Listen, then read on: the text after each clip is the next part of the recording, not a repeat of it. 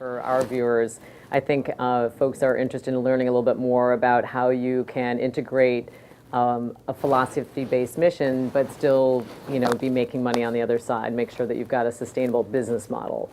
We knew, we've sort of calculated that about 30 million people lived within a half an hour drive of the Stone Barns. So we knew that if we hit a chord, correctly on the food scene, we'd have plenty of people who would want to come. And that's proven to be true. So the restaurant is very busy. It is hard to get in because we only have 80 seats, and we're only open for 6 services a week, 1 lunch and 5 dinners. And so, if everyone wants to try it once, it's going to take a while.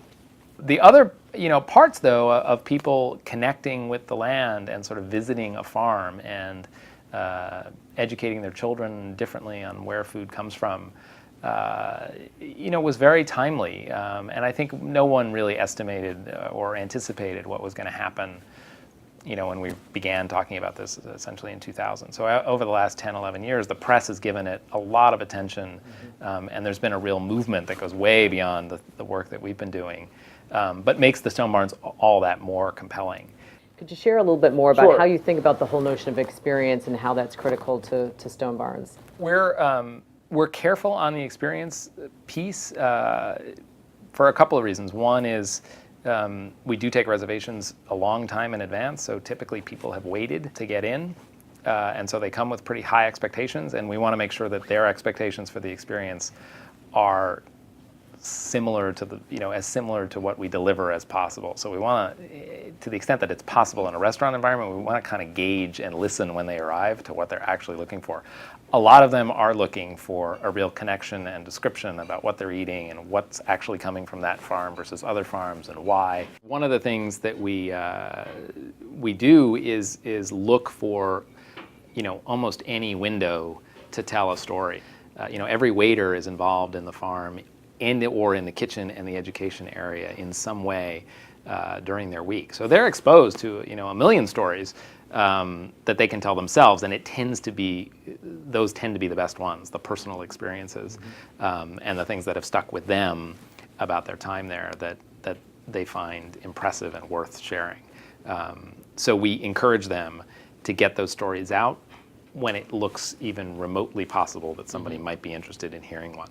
We don't have menus in the traditional sense. We certainly adhere to people's strong preferences and their dietary restrictions, obviously, and things that we can take into account. But we can't afford, as a business, to offer people choice in the traditional sense because of our commitment to buy everything that the farm grows.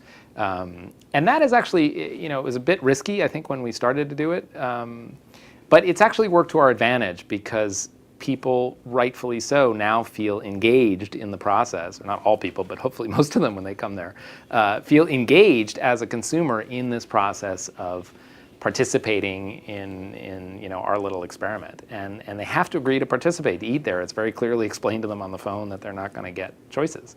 And that means that the farm doesn't get waste, doesn't endure waste because we can afford to buy everything that they grow. So that includes the things that they run a public market 3 days a week. If they don't sell out at the public market, we still take it.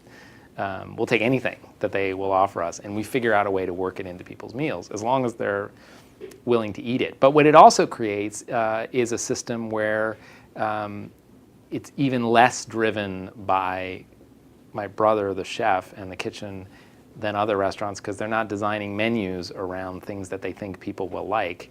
They're designing menus around things that the farmers are supplying. And if the farmers know that the restaurant's going to buy it no matter what, then they're more encouraged to grow the things that they really want to be growing, things that will benefit the farm long term, that will help the soil, that will be good complements to the things they just harvested. And all of that starts to create a system that's quite different from the way the rest of the food system works. And the short version is it's supply-based, it's not demand-based. The farmer's mission there, the educational stories that they're trying to tell, and the things, quite frankly, that they're being graded on, have everything to do with soil health and the long-term sustainability of that land and the idea of improving the land which they were given through agriculture. which is something that modern agriculture doesn't do.